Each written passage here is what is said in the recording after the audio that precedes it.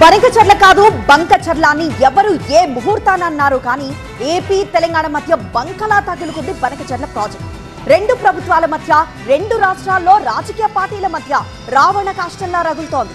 కొత్త కొత్త ప్రపోజల్స్, వేడివేడి వార్నింగ్లతో హీట్ ఎక్కింది బనకచర్ల వివాదం. హోటల్ మేనేజ్మెంట్లో గ్లోబల్ కెరియర్ ప్లాన్ చేస్తున్నారా? అంతర్జాతీయ చదువు, ఫారెన్ జాబ్ ఛాన్స్ కోసం ఇండియా నంబర్ 1 హోటల్ స్కూల్ IIHMలో జాయిన్ అవ్వండి. ఆంధ్ర ఎక్కడుందండి? ఆఫ్టర్ తెలంగాణ కదండి. గోదావరిలో ఆంధ్ర కమ్స్ లిటరలీ టేల్ అండి. ఆంధ్ర రాష్ట్రం తర్వాత ఇంకే రాష్ట్రం లేదు, సముద్రం ఉంది మనకి. ఇక్కడ కడితే వాట్ ఈస్ ద ప్రాబ్లం? మా నీళ్లు, మా ప్రాజెక్టులు పూర్తయ్యేంత వరకు ఈ బనకచర్ల లేదు, ఈ బెరకచర్ల లేదు. నీళ్లే నిప్పులవుతున్నాయి. సముద్రంలో కలిసే మిగులు నీళ్లను వాడుకుంటే మీకొచ్చిన అభ్యంతరం ఏంటి అన్న ఏపీ మంత్రి లోకేష్ కామెంట్ తో తెలంగాణ పాలిటిక్స్ మళ్లీ భగ్గుమన్నాయి. బనకచర్లని ఎలా అడ్డుకోవాలో తమకు తెలిసినంటూ బీఆర్ఎస్ నేత హరీష్ రావు ఫస్ట్ రియాక్షన్ ఇచ్చారు. ఉలిక్కిపడ్డ రూలింగ్ పార్టీ ఇంకొంచెం డోస్ పెంచేసింది. కేసీఆర్ సర్కార్ గతంలో ఏపీతో చేసుకున్న ఒప్పందాల వల్లే బనకచర్ల ప్రాజెక్టు తెరపైకొచ్చిందని TPCC president Mahesh Kumar Goud counter ఇచ్చారు.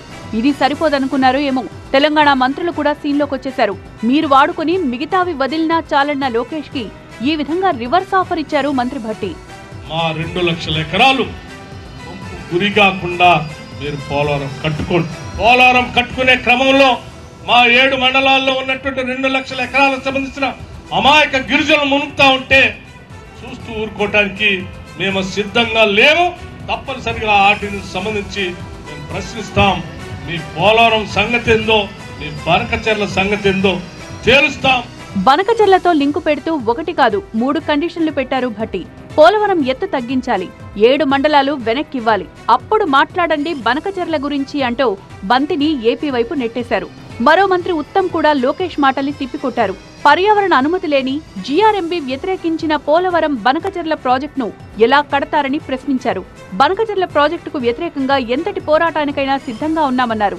ఇరిగేషన్ మంత్రిగా స్వయంగా లెటర్ హెడ్ పై కేంద్ర ప్రభుత్వానికి లేఖలు రాశానన్నారు.